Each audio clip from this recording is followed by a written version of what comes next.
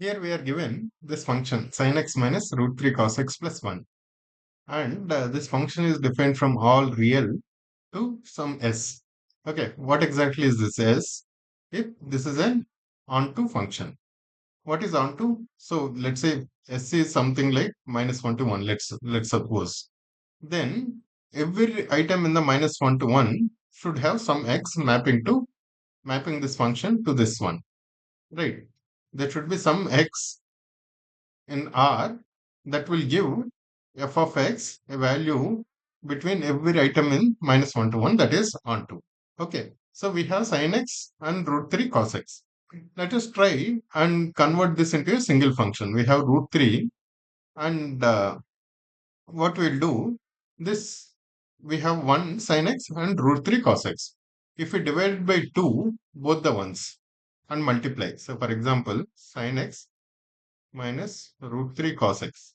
Let's take this and multiply by 2 and divide by 2.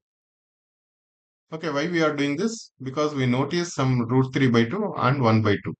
Sin 60 or sin 30, sin 60 and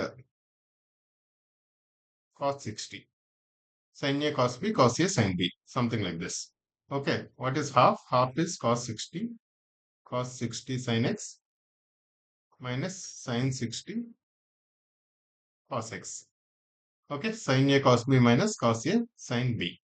Okay, what is this? Sin x minus 60 degrees.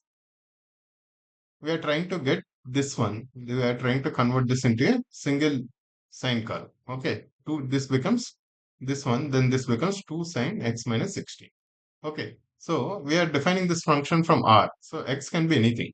Okay, when x can be anything, obviously this x minus 60 can also be anything. So sine value will run from minus 1 to 1.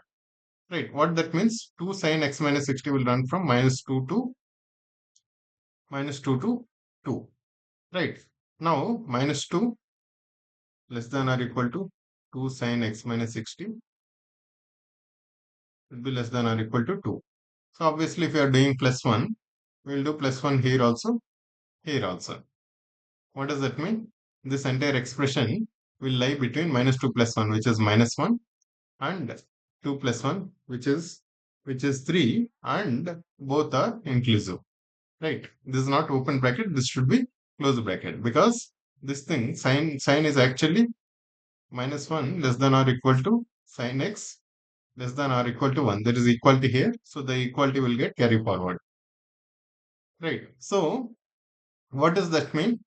As long as the range is between minus 1 to 3, we'll be able to find some x that will give this expression any number between minus 1 to 3. Right, there could be multiple x's. That's a different thing. There could be multiple x's that give the same result, but for every number in between minus 1 to 3, there will be at least one x that will give us this result. So that's why this function is onto function. So the graph of this function, if you try to draw the graph, it will look something like this. Okay, it runs between minus 1 is the lowest point and 3 is the highest point.